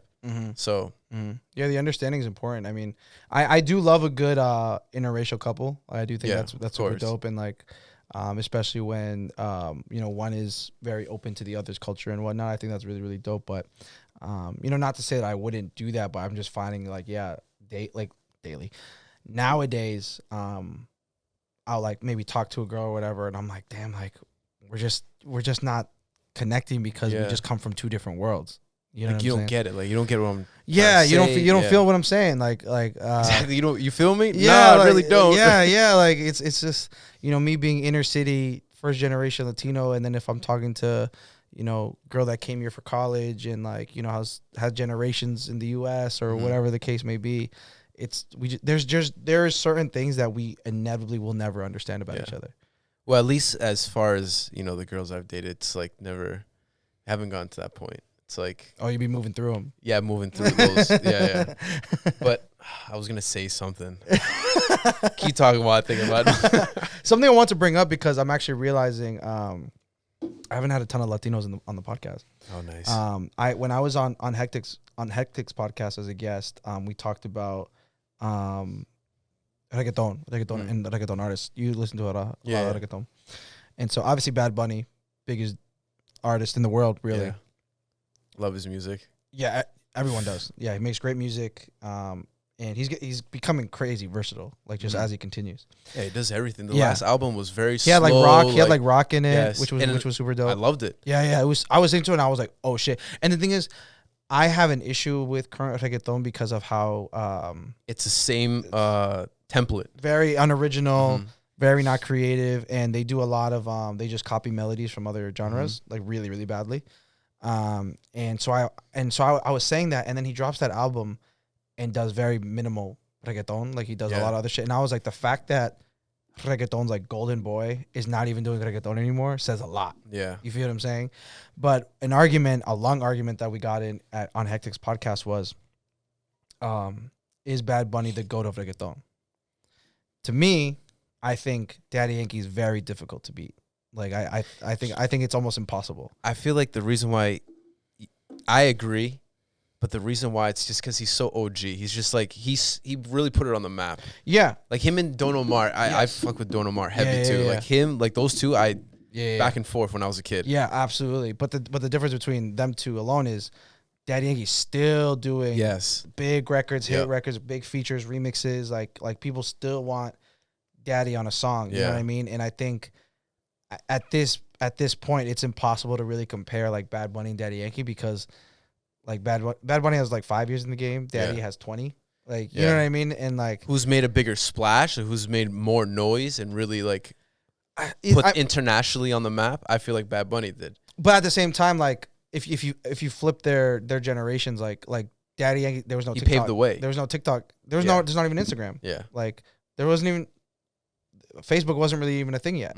So it's like, imagine what Daddy Yankee could have done if he had TikTok behind him. Like imagine Gasolina when TikTok was there. Yeah. Like and then did he make Despacito with well, yeah, I mean, and that was 15 years later after Gasolina. You know what I mean? Like he was able to like through the decades like hold his own and like still be relevant. Yeah. And not like nowadays, like if you get Lil Wayne on a song, it's like you just have the old guy on a song. That's cool. Daddy Yankee still makes songs better. Yeah. You feel what I'm saying? Like Soltera remix. Like he made the song better. You know what I mean? Yeah. But so was Bad Bunny in there. Right. But Bad Bunny's also the hottest guy. Like he's the new kid. Like I mean it's like Jay-Z and Drake. Yeah. You know what I mean? Like Jay-Z's been relevant perfect. I feel like that's a perfect comparison. Yeah. Because Daddy Yankee's Daddy Yankee, like, you know, he can still make good songs. Yeah. But I feel like right now Drake, anything Drake puts out, perfect. Anything Bad Bunny puts out, put it on. I don't care. Yeah, you know what I'm saying? Just play it. I can put it on. Yeah, and that's why I'm so interested to see how the world is, or like when clubs are like really open, because it is this weird time where reggaeton is so mainstream that, like, you know, I know mad white girls that love Bad Bunny. You know what I'm saying? Yeah. But I don't know what he's saying, but I love it. I'll tell you. I got you, girl. Don't come worry. over and I'll teach you every word. Yeah. And it's just like so it's because there was like the Latin night or the hip hop night, like but it's all just like mixing in together. You know what I mean? So we're now like, it's just good music, which I love. It's not like, oh, that's Spanish music. It's like, no, that's a good song. Put it on. Yeah, like I remember when we were doing like Drip Fridays, like at Bijou and stuff, like I was playing so much reggaeton I because loved it. and it was like not even that many Latinas there, like but they all just fucked with it. And it was just like I would tell people, I'm like, yo, like it's not really a Latin night, but it kind of is, like, because we end up playing so much reggaeton there. Yeah. So I used to love coming out when you were DJing. It's like, oh, dude, he's gonna put it on. He's gonna he gonna knows, lay he it knows down. what, he He's knows gonna the put it fucking, on. he knows what the fuck the vibe is. Yeah. Yeah, man, bro, I fucking miss. I can't wait to be fully back. But we're in a good trajectory with like they're letting event spaces be open and wedding dance floors. So I wonder how close like we're there. Clubs, like club dance floors and like open spaces are. I feel like definitely September. We could maybe go back to fully. Yeah, I'm wondering if like what they're gonna do for like 4th of July. Oh, I wonder if 4th of July is gonna be popping. I want to get a Cape Cod cabin. That's gonna be the way for sure. Beaches. We should get one. We should get the whole dope network, and we should just get a whole. That'll be a wild. Down? That'll be a wild time.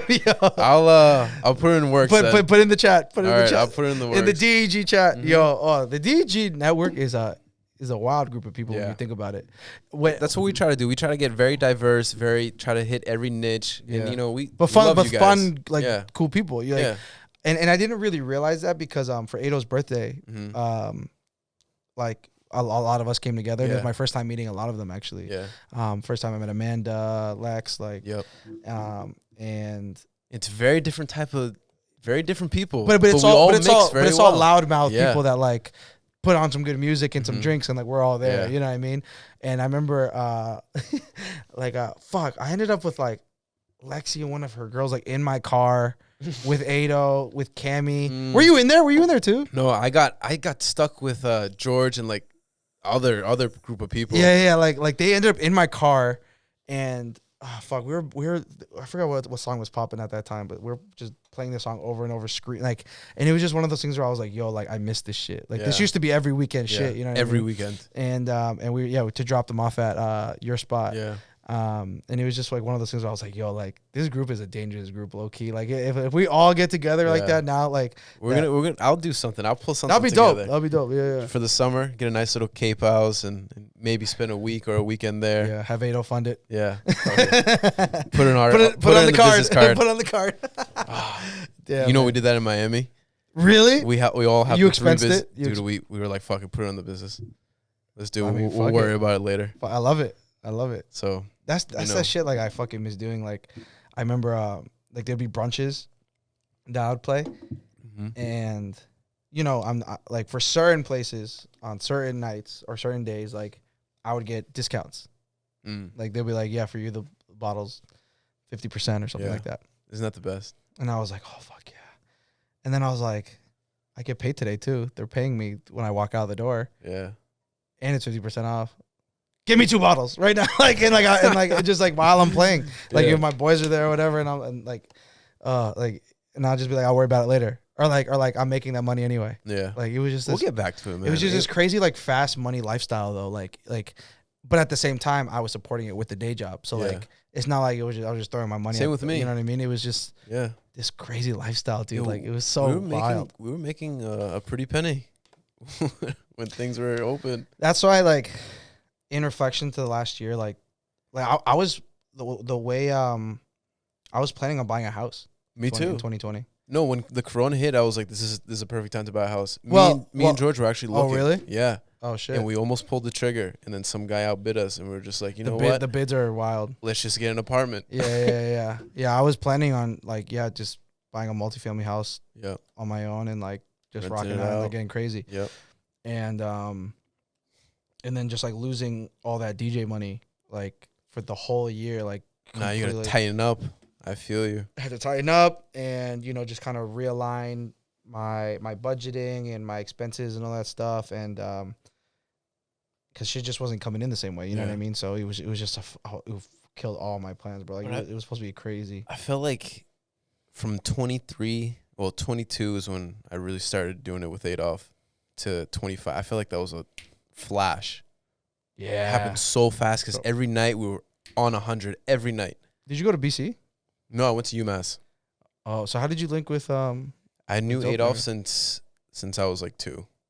Oh, really? Yeah, we grew up together. Like he grew up down the street from me. Oh shit, no Yeah. way. And then we played soccer together. I knew his older brothers, his family. He knew my family. And we just grew Oh, up. so And y'all then day ones. yeah, legit. And then I went to Florida. I would always come back and visit him for the summer. Why'd you move to Florida? My parents wanted to buy a house. So they bought a house, and then there was no jobs around there. So they moved back. I stayed for school because I was going to go for baseball. Had a Oh, scholarship shit. lined up, and then they didn't want to give me a full scholarship. So I was like, all right, I'm not going to say I can't afford that. So I had to move back with my parents to Massachusetts, and now I'm here. Went to UMass Boston, and You could have probably played at UMass. it's D3 though. That's what I mean. I know. I didn't want to. I didn't want to play regardless, unless you were paying me. I Oh, didn't I want to got play. you. Oh, I hear you. You didn't love it like Yeah. that. Oh, I did okay. love it, but it's like I'm not gonna play. I didn't not want. it's not I didn't worth want it, to play yeah. D3. I didn't want to wake up in the morning, work Yeah, out and for do all that D3. just for 3. Yeah. Yeah, I feel you. So, yeah, that's how I knew him. And then I will always visit him at BC, and then he started it, and I just supported him. And then this summer, we became partners with George as well. So now we're all carrying the load, and once things start popping off again, start seeing my face more. You'll be one of the guys. Be one of the guys. What has being part of Dope, through its different phases, been Yeah. like? So with this new phase, that's probably why we partnered up, because we're doing more of the media side. So he just needed more support, and I needed, I just wanted to have ownership as well. Yeah, you wanted you need incentive through getting a bigger piece. Because supporting your best friend is something I'm always down to support him. But if you want my full effort, all my creative ideas, all I'm with it, I'm there. My expenses are with you. Let's partner up. Right. And it seemed like a good idea, and right now we're going through it, so in a good way. Yeah. Yeah. Is there anything that you can say in terms of what you guys are working on and kind of vision for the future as things maybe do open up, or as some of the podcasts start really developing themselves? Yeah, so we're loving how our podcasts are turning out, since we're a media company as well. So it's more so getting our network big enough so we can start getting support from other brands and sponsorships, so we can help you guys grow as well. So the more you guys grow, the more we grow, and the more sponsorships we can pay you guys out more, and we can just, with that money, we just keep growing. Yeah. So, and then when the nightlife comes out, it would just make it a lot easier. Yeah, so Ado's always said he wasn't sure about nightlife if it ever got back. Yeah. What is that looking like for you guys now? Are you guys? No, I fully think that we're gonna get back into it, and I told him, I was like, let's not give up on this nightlife, because it's gonna come back, Yeah. and that's gonna help us a lot. Yeah. So Yeah. I do think it's gonna be crazy different though. When we had DJ Knife here, he said that bars and breweries are gonna be more of the place to go than the nightlife than and just like clubs. yeah, Because I think people realize the importance of being on a patio or being able to talk to friends Yeah. while drinking, where it's not so much of I mean, I think the bottle popping stuff is not going to really die, but yeah, I think people are realizing that partying and having fun can be done in other ways. in other ways. You know what I'm saying? I believe the same thing too, but I feel like it's been such a long time since people had an outgoing experience like that when it comes back, it's gonna come back hot. And seeing all these viral pictures of Miami, people are gonna want a little piece of that in their hometown. They're not gonna want to travel to Miami. So when the clubs open up here, let's bring a little bit of Miami to Boston. So Yeah, that's true. Yeah, I mean, I don't fucking know, man. We'll see. I hope it comes back, because we'll be ready. Yeah, I'm so fucking ready. I'm so excited. Even just this gig this weekend, I'm like, fuck yeah, Boston's making a move. But I'm hoping by the summer we're really, really out here. Yeah, But get vaccinated. yeah. I'll try. That'll be my next project. Yo, Phil, you getting vaccinated? You already got your first one? Oh shit. Yo, actually, come here. I want to talk to you. Philly. This is a new segment. I actually do want to talk to you about something actually kind of serious. Yeah. Oh yeah. What is that? Mic 3? 2, I think. 2. Checking that. Hello. So for those who don't know, we have two main producers, and Phil is one of them. I've referenced him and name dropped him many times, but no one's actually been able to hear your voice or anything like that. So we welcome the big and bad Phil. What's up, y'all? But there is something I kind of want to talk about, and I just want to get you on the mic for once. Ado's not here. Fuck him. Obviously, there's been a lot of stuff circling around the news about like Asian hate. Mm-hmm. And for those who can't see, Phil's Asian. What are you exactly? Chinese and Thai. Chinese and Thai. How? Because obviously I'm not Asian, and I'm not, but I've been seeing so much on media and everything like that. How has it affected like the Asian community specifically, and maybe what are some of your direct reactions to it? Well, a bunch of my cousins and friends are part of like Asian association, like within like Boston or like. Which one? I think they like follow like ACDC. Yeah. I forgot exactly the acronym and everything, but they do follow that, and they also do like Samsung like Boston's, and like they do like the Asian articles and like newspapers in Chinatown specifically. And basically they've been like preaching and promoting going like stop Asian hate, stop Asian crimes and stuff and whatnot. Right. And they have been like, there've been like a couple like spokesmen that like came out from like even like New York, Rhode Island areas that like are relatively popular. I unfortunately don't know their name because I'm just not following up completely on it. But there have been like a bunch of like what do you call those things, like Advocates and like a lot of protests too that are even happening that are going on in Boston. I think there's like at least like one every week. Yeah. Happening. I'm tapped into the running community a little bit, and there was a running one throughout Chinatown this past weekend. Last weekend. Yeah. But do you feel on a personal level, like just kind of, do you feel scared at all? Like, I mean, it's like, at least in Boston, I don't feel as worried. But when going out to like places, like even for example, like just like in Colorado just happened. Like there was like a 10 person like killing spree or something like that. And I was just like, but why? And then like the one that happened in, I think it was Georgia, Atlanta. Yeah. Like, the salon one. The salon one. Yeah. Like those are like, I have family that's like cousins with them too. Wow. To an extent. And like they're just like at a loss that like they're flying down there just to like give like help out and whatnot. And I just kind of just feel like, I don't know if I should, I even thought about like really like getting a license for a gun. Yeah. Because that's real shit. Of course, because I'm just I just don't know if I really want to like. I feel more concerned if anything for the elderly. Yeah. I feel because like, they're being targeted like crazy. Like, just because like as like in one of the things, at least that's what I believe in, that the elderly don't say anything. At least for like as Asian, at least for the Asian elderly, they don't say anything. They don't say they'll talk shit behind your back or whatever. And, that's what they do, right? And to go on their walks, but like when they get hurt or anything like that, they won't tell you because they don't want you to worry about them. And that's a cultural thing. It's like it's relatively like a cultural thing. But then the people happening in like Oakland, or like people like getting hurt there. Like there's like a bunch of like Asian people like getting pushed over and knocked down. One old lady got hit in the eye by like some like Ed Sheeran looking kind of fool. Like, and he was put on the strap because I guess he got beat up by the old lady too. So they also I saw that. So they also fearless too.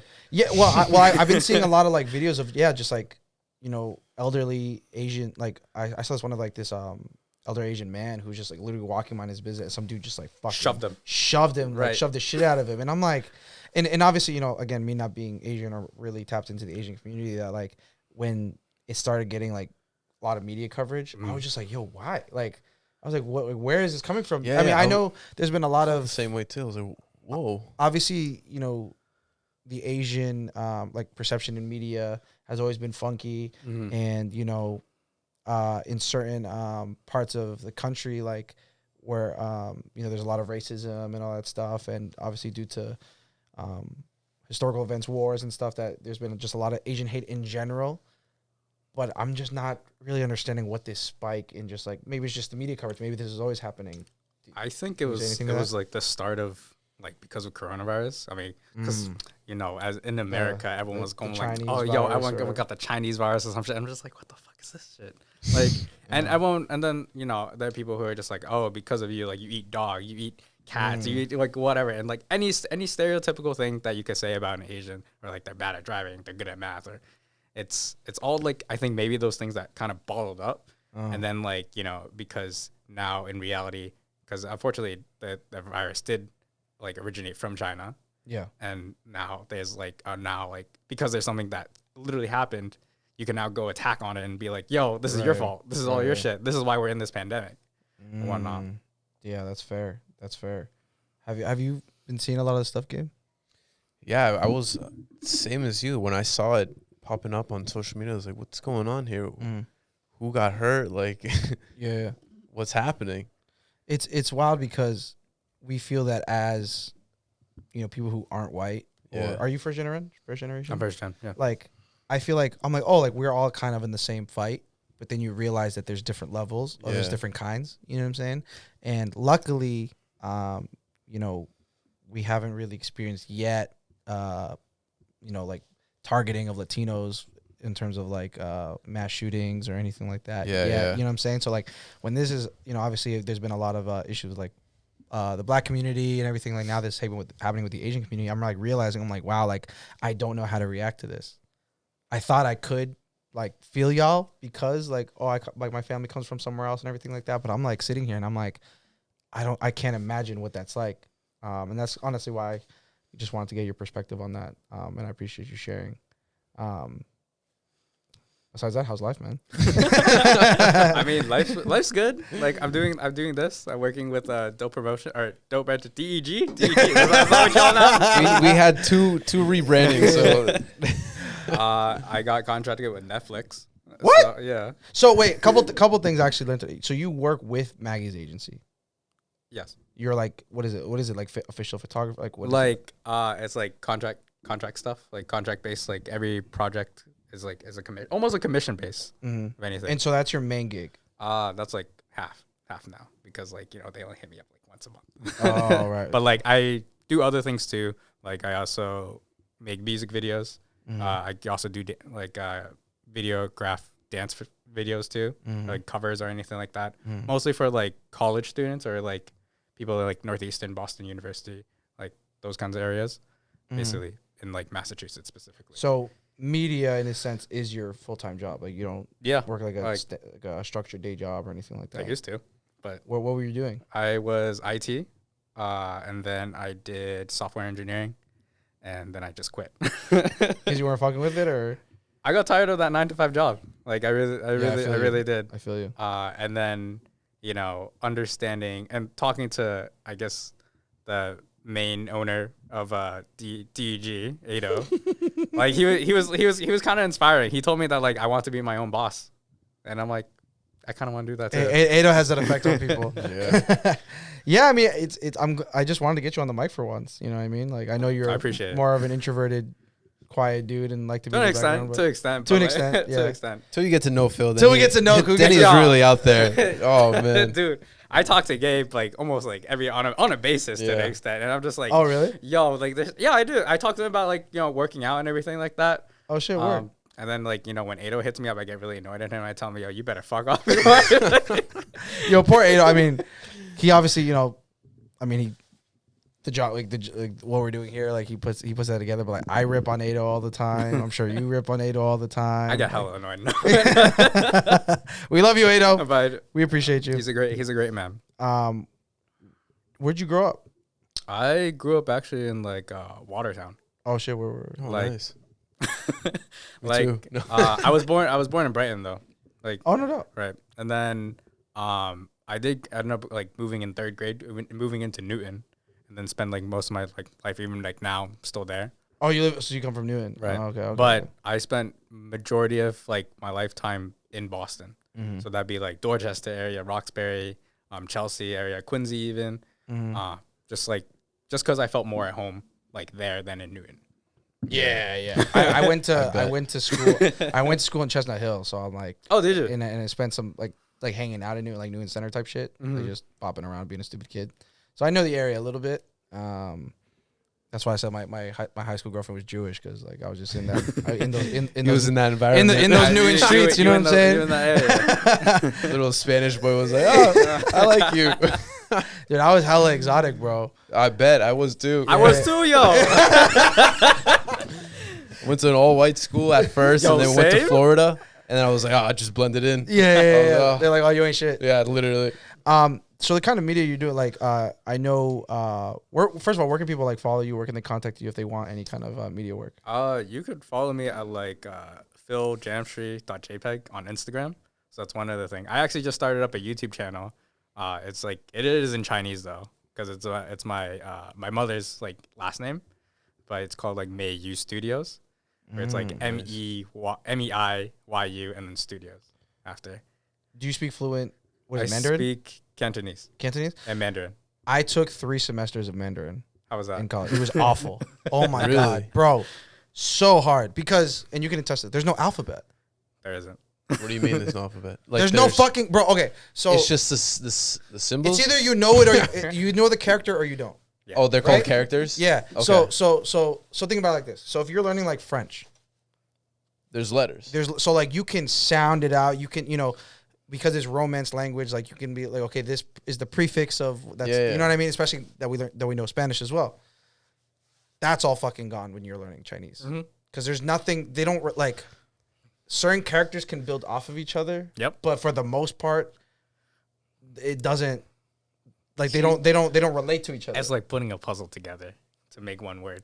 Like But, even you like you can never really be like fluent in like fully like to the nines in Chinese technically, right? It's just never ending. Yeah.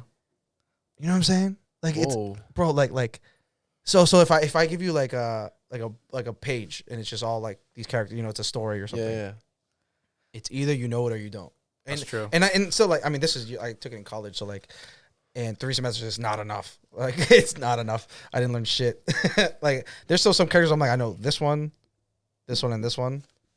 The rest I have no idea, so I can't not tell you what this is. You can make, if anything, like the bare minimum of that story, but then after that, they be going into like a huge whole tangent, and you could be completely off. And the thing is, that's just reading. Like now, it's like, okay, ready, okay, and correct me if I'm wrong. So obviously, like you know, in any language, if they're really good at it, they're going to speak very fast. Yeah. Right. And Spanish, for instance, Yeah. speak super fast. Right. No one can follow. The thing about Chinese, or at least Mandarin, is they'll speak fast, but each how do I say it? Each sound, the definition is different by the tone of the sound, correct? true. And That's there's true. 4 tones of every sound. Yo, people need to fuck with me. I studied Mandarin for 3 semesters. Fuck with me one time. So think about it like this, right? So in English, the sound C means like 3 different things. Like the C, like the ocean, I see you, and probably something else. Yeah. So the same sound has 3 different multiple definitions. Through, right? Every single sound in Mandarin has 4 of them. Every single one. Right? Yes. So Phil, Every single sound. yes, has 4 meanings. Different meanings, but it depends on how you say it. Ready? Oh fuck, I'm gonna mess up. Here we go, baby. Let's, like- I'm like- getting, like- let me adjust like- my ears. like my means to buy, right? My, yeah. Right? Or so my My, yeah. and fuck. And then one of them means to sell. Yes. How is that? My or My. my or my? No, because it matters. It matters, right? It really does. It really So does. I remember my professor used to be like, depending on how you say it, it can be the difference between you trying to buy drugs or you trying to sell drugs, True. right? True. So let's say you're a drug dealer and I'm in China or whatever, and I'm trying to go up to you to buy drugs from you. If I say the wrong way of saying my, I could be going up to and be like, yo, I wanna sell you drugs, and you'd be like, yo, I sell drugs, and I'd be like, yeah, I wanna sell you drugs. It would be this very confusing thing where I'm trying to be like, yeah, I'm trying to buy drugs from you, like buy me, like sell me drugs. Yeah, I sell drugs. Okay, yeah, I'm trying to buy drugs. Yeah, I sell drugs. Like, you know what I mean? Yeah, I know. And that's the fucking language. Like, it's every little, you have to say it right, even when it's fast. Like, and when you're listening to someone, you have to interpret which of the 4 they're saying, right? True. Bro, Chinese is so fucking hard. On top of that, there's like accents and like actual different dialects too. Yeah. Bro. So Mandarin may just be one thing, but then you got like Fujianese, Taishanese, Shanghainese, bro. like villages, like languages, dialects, Providence. You got a lot. Bro, so I went into college. I was like, okay, I speak fluent Spanish and English. Imagine if I learned Chinese. I could speak to like 3/4 of the world. Facts. You know what I'm saying? Yeah. Facts. I can go anywhere and can probably figure it out. That's one of the languages I wish I knew. And that or Arabic.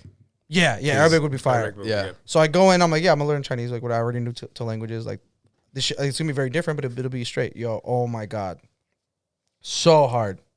And I barely retained it. Like I retained stupid shit like fucking dude, my I shit. I can just imagine. Oh my, like, was I What? Yeah. was shit I am, What should? Yeah. and then like was shit Jeremy or something. Right? What the means? What the means? Or what's out? Jerry. Watch out, yeah. Jeremy, like I am Jeremy, called, Jeremy. like Yeah, right. yeah. Oh, I'm out here, son. I'm out here. I'm very impressed with you, Yo, brother. fuck. Jueda means think, right? Yeah. Yeah, let's go. Let's go. I still know some Mandarin, baby. Oh, God. Oh, shit. Yeah, people don't. Yo, bro, I'm out here. Damn, I might get back into it. I might get some Duolingo. It's hard. It's hard. so It's hard, bro. I'm actually starting to lose it too, though. Like no cap, because it's just with this whole year, I haven't been able to converse with anyone. Right, yeah. Same with Spanish. You can Yeah, lose it. dude. You I can was lose gonna, it I was mad gonna say, easy. yo, we should start talking in Spanish because Yeah, I think I'm losing it. When man. we went back in the clubs, only Spanish. Yeah, all right. So no one understands what the hell's going No, on. but ladies gonna be like, oh, Ooh. oh, they're Exotic, foreign. exotic, Yeah. I know. So, do you hang out a lot, or were you hanging out in like Austin, Brighton? Because I know it's like a crazy Asian food scene here. That's like mostly Korean, like Korean, Korea, like a Korean like hotspot. I know. So I know Quincy has a big Chinese. Chinese, like basically you call it like the second Chinatown. Right. That's what we call it. Like at least Quincy? like yeah, Quincy. Yeah, Oh, Quincy shit, has I a. didn't know Is that. it North Quincy that has it? The like crazy yeah. Asian population. Like North Quincy area. Yeah, mostly North Quincy area. Yeah, So, Quincy Center got some, but not as much. like, do you like? Are most of your friends Asian or? Yeah. And just because you If I- relate to them a little, like, yeah. you relate to them more and Yeah. everything. Like honestly, it although like I lived in like I grew up in like a white neighborhood sort of, or like lived in it. I had no possible way of connecting to them. Like there was like I wouldn't like it was like the most weirdest thing to like apologize to your family too. I don't know if y'all had that like that sort of like culture thing too, where like your parents don't say sorry to you or anything like that, Oh yeah. right? Oh yeah. My Like- parents can't say sorry for Right. shit. Yeah. They're never wrong. They're never wrong. Yeah. So I got into a big fight with like my mom specifically. like recently. When when you were, years like, a ago, kid? like in high school, Okay. right? And I was just infuriated. I was frustrated, and I hated everything about her at like a point, right? And I was talking to like my friend who was white, Oh yeah, I already know where this is going. and he's I already like, know you this know what? He's saying you should write a letter to her. Yeah, And I tell her was off. Yeah. And I was like, what? Yeah, write a letter. When I do that, when I'm mad at my mom, I write a letter to her telling her how much I feel, how sorry I feel, and whatnot. And I'm like, dude, that's like the most whitest thing I ever. Literally, if I ever did that, my mom would look at it and be like, what the fuck? "Get that shit out of my face." I was like, wait. I mean, no, I'm not gonna lie. Like, I thought about it. Yeah. I'm like trying to do that. I was like, maybe. But that's the maybe it difficulty works. of being like first generation because you're in between this like Yeah, this you're in a weird culture thing. shock. Yeah, like You're like, which one do I follow? which one? Yeah, exactly. And then sometimes you bring it to the wrong side. You feel what I'm saying? Yeah. And people just look at you crazy. I'm like, oh fuck, I fucked up. This was not the right hat. I don't know. not the right. like I don't know if like in like elementary school when like people would like kids be like bringing in lunchboxes and stuff like that. So like we would have like our kind of like Asian or like Chinese like cuisines and stuff like that. We have like these like sticky rice and like mango Yeah. and what stuff like that. Bomb. Or like something with like coconut or like even like the ones that have meat in it. So I brought that stuff into elementary school too. At And a you got point. rashed. Yo, I got my teacher told me to throw it away. No way. Yeah, I feel like back fucked then they up. didn't give a fuck. They would just tell you straight up. The thing is, how old are you? I'm 23 now. Okay, so Yeah, so yeah, it was around already. so I remember when I was in fucking elementary school, bro, ruthless.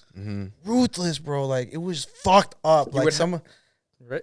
You would have a kid that would like say, "Yo, what's that smell?" Yeah. It's like, yo, mind your goddamn business. That's what that smell is. You're being mad loud right now. Holy shit. I remember at the time, like, when I was in elementary school, like, Carlos Mencia was like a really big comedian.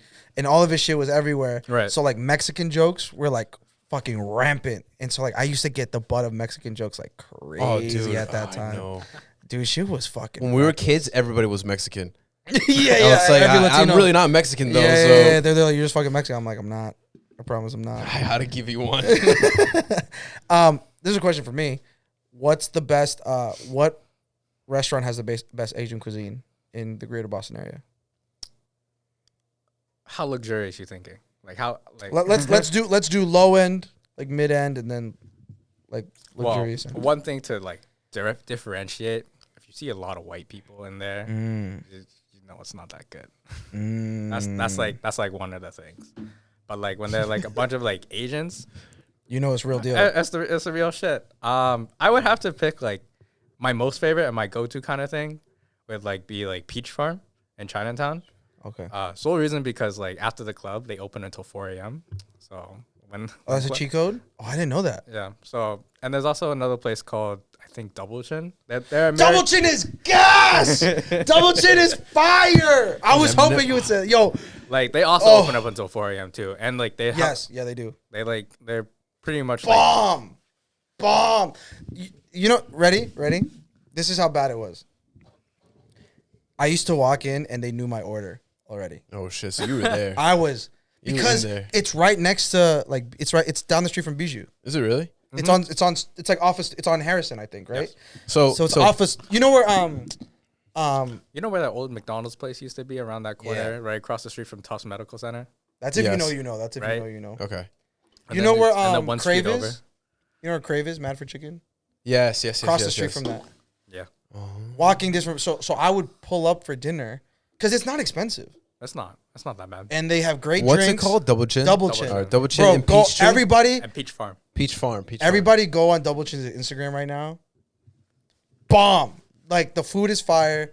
Not expensive. Drinks are great. So like if PF Chang's not it. No. I love PF Chang's. If people were like, oh, let's grab dinner before the club, I would always say Double Chin. Always. And I was there all the time, bro. Damn, I gotta try this out. It's either you're there before or you're after. Like they're still open. Yeah. Going after the club was hectic, but it was sometimes worth it. Damn, I gotta try it out. They've been doing. They only do takeout right now, I think. Just because of the pandemic. Yeah, but it's pretty good. Because all I've had was happy. PF Chang's. I'm so happy you said Double Chin. Because I was gonna ask if you fucked with it, and if you're gonna be like, nah, shit's mid. I was gonna be very upset. I mean, it's like I'm about it because it's comfort food. Yeah, it's club. It's so literally good. It's literal like club food, and it's a mixture of Asian and American fusion. Yeah. So that's why I'm like, all right, okay. And they got drinks. Yeah, good drink, and all their drinks have lychee in it. I think lychee or like some sort of aloe to it, some sort of sweetener. So yeah, like the specific to Asia. They got bobas. Yeah, they got boba too. Bro, I fuck with bobas they heavy. got everything, bro. Like that shit's bomb. You ever been to or heard of Coriano's? Yeah, the one in Austin, Breton. You fuck with it? Yeah, I fuck with that shit. That shit good too. Yo, like, Phil, we gotta link up and just eat, bro. We gotta. You know what we need to do? You need to take us on a tour. Yeah, you need to take us on a tour. Yeah, that'd be fire. Yeah, that'd be fire. Yeah, post pandemic, we out. Yeah, of course. Damn. All right, so we have Phil's tour, and then we have Cape Cod. DNEG right. Cape Cod trip. Yeah, I think you missed it. We were talking about 4th of July. We need to get a cabin. Getting the whole DNEG group network. Oh, okay. And just we'll do something. It's going crazy for a weekend. Adventure. Yeah. I actually never been to Cape Cod. Hey, well, we're going this summer. I mean, you watch all the podcasts. I mean, you're here, so you know what I mean. So you know that everyone's like, and I listen to it. Yeah, don't tell me I don't. I know one day you told me that I didn't. I was like, yo, I spend 2 hours of my day just to listen. I know. I feel bad because mine are so long. Like I have the longest ones, right? You do. So I was like, damn. Like the longer we go, sometimes I'm like, damn. I mean, it's fine. Work. It's fine. It's the content. That's what I'm saying. Yeah, you know. That's all that matters. But you know how crazy everyone is. Oh yeah. Yeah. 100%. Shout out DNEG. But I'm gonna wrap this up. This was a great. I mean, I'm glad we finally got you on the mic. People know. Everybody follow him. Where can they follow you? Say it again. Instagram, Phil Jamstry, PHILJAMSRI.jpg. There we go. That's a media ass Instagram. Yeah. Such a media Instagram. I love it. And Gabe, where can they find you? Just, regular GROD 8981, baby. So I appreciate the boys for pulling up, hanging out. Thank you, man. Just trying to mix up because, we had two very recently, very interviewee type episodes. Just want to kick back with some homies. So Thank you, appreciate man. I y'all. appreciate it. As always, follow Dope Entertainment Official on Instagram. Follow But I Know the DJ on Instagram. Follow me, your beautiful host, at Give Me Snacks on Instagram. And we'll see you next week. Peace. You